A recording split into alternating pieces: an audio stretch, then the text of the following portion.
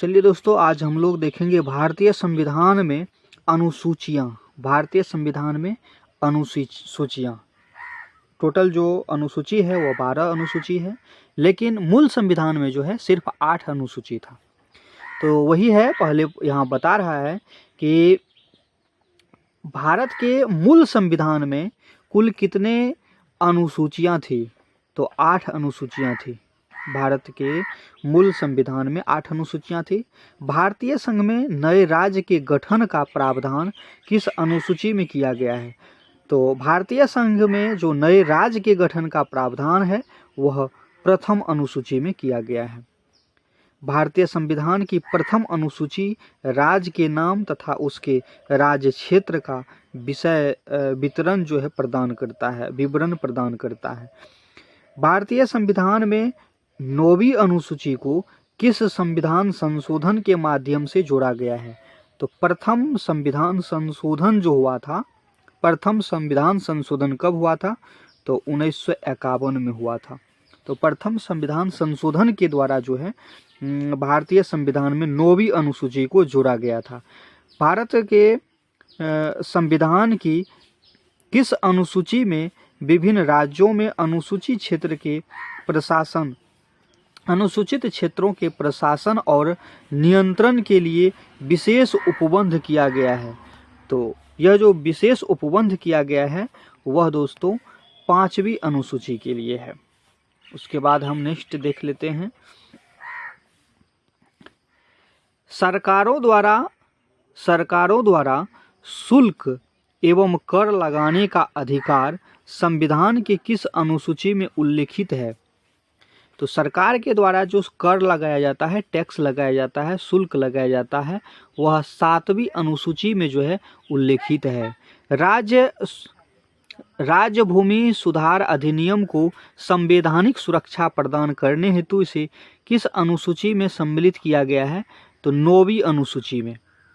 राज्य भूमि सुधार अधिनियम को संवैधानिक सुरक्षा प्रदान करने के लिए किस अनुसूची में यह विवरण दिया गया है। तो 9वीं अनुसूची में।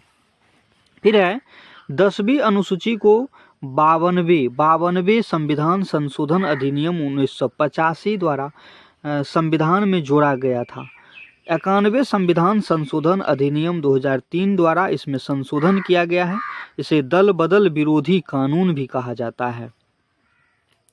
नेक्स्ट है,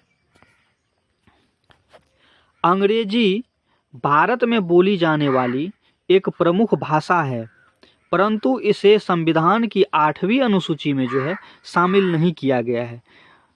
भारत के लगभग 22 भाषा को जो है इस 8वीं अनुसूची में जगह मिला है, जिसमें बिहार के जो है भोजपुरी नहीं है लेकिन मैथिली है, और हिंदी उर्दू तो है ही। उसके बाद है अनुसूची को हम देखेंगे और एक एक करके जो है उसका अध्ययन करेंगे। पहली अनुसूची में राज्य, संघ राज्य क्षेत्र और उनके नाम और उनकी सीमा जो है वर्णित किया गया है। अनुच्छेद आपको 1 से 4 तक इसको देखने के लिए मिलता है। उसके बाद दूसरी अनुसूची जो है उसमें राज्यपाल, लोकसभा, राज्य विधानसभा के अध्यक्ष और उपाध्यक्ष, राज्यसभा, राज्य विधान परिषद के सभापति और उपसभापति, सर्वोच्च न्यायालय, उच्च न्यायालय के न्यायाधीश और भारत के नियंत्रक, महालेखा परीक्षक, ये सब जो है इस सब के वेतन और भत्ता जो होता है, पेंशन जो होता है, इस सब का जो है वर्णन किया गया है। इससे रिलेटेड जो अनुच्छेद है अनुसूची 2 से, उसमें आपको 59(3) हो गया और 65(3) हो गया, 75(6), 97, 125 अनुच्छेद, 148 और 158, 164, 186 और 221 इससे जुड़ा हुआ अनुच्छेद है। उसके बाद हम देखेंगे तीसरी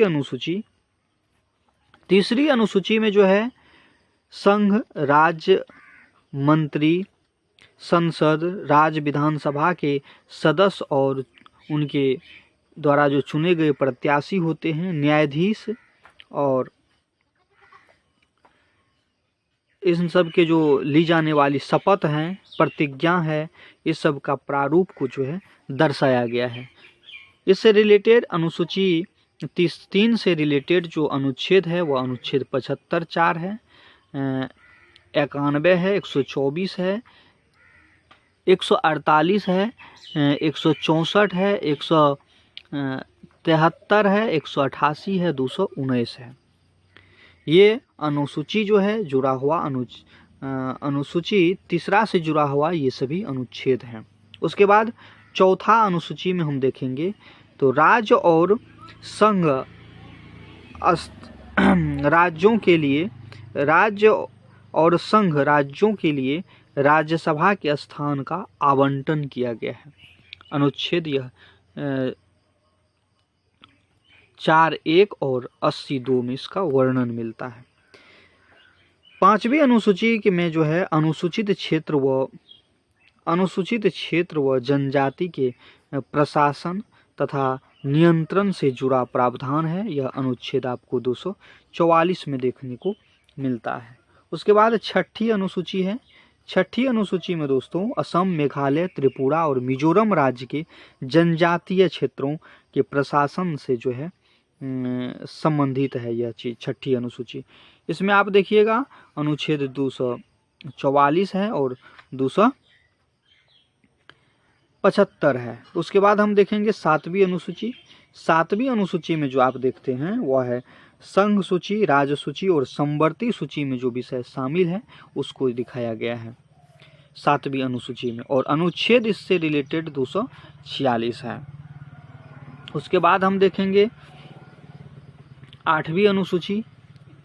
8वीं अनुसूची में दोस्तों संविधान द्वारा जो मान्यता प्राप्त 22 भाषा है उसी की यह सूची है। 9वीं अनुसूची। 9वीं अनुसूची में भूमि सुधार, उसके बाद जमींदारी उन्मूलन से संबंधित अधिनियम है, नियम विनिमय और आदि इनके न्यायिक पुनरावलोकन से बचाने के लिए इसमें सम्मिलित किया गया था। ये सब सारे कुछ जो अनुच्छेद आप 31 क में देखिएगा। उसके बाद आता है 10वीं अनुसूची। दल बदल के आधार पर जो संसद और विधान सभा के सदस्य को जो है हटाने का निर्हता से संबंधित जो है उपबंध किया गया है, और अनुसूची 102 और 191(2) दर्शाया गया है। 11वीं अनुसूची में पंचायत की शक्ति व उत्तरदायित्व निर्धारित किए गए हैं। अनुसूची 11 में जो है पंचायत और नगर पालिका की जो है शक्ति और उसके उत्तरदायित्व को दर्शाया गया है। अनुच्छेद 243(6) का प्रावधान है। 12वीं अनुसूची में नगर पालिका है। 12वीं अनुसूची जो अंतिम है वो उसमें नगर पालिका की शक्ति और उनके उत्तरदायित्व को दिखाया गया है। उसके बाद 8वीं अनुसूची में सिंधी भाषा 21वें संविधान संशोधन अधिनियम 1967 के द्वारा जो है जोड़ा गया था। तो यह सभी था भारतीय संविधान में अनुसूची का एक वीडियो। आपको कैसा लगा ज़रूर बताइएगा। अगर आप चैनल को सब्सक्राइब नहीं किए हैं तो कर लीजिए, अगर फेसबुक पर देख रहे हैं तो पेज को फॉलो कर लीजिए। मिलते हैं हम अगले वीडियो में। जय हिंद।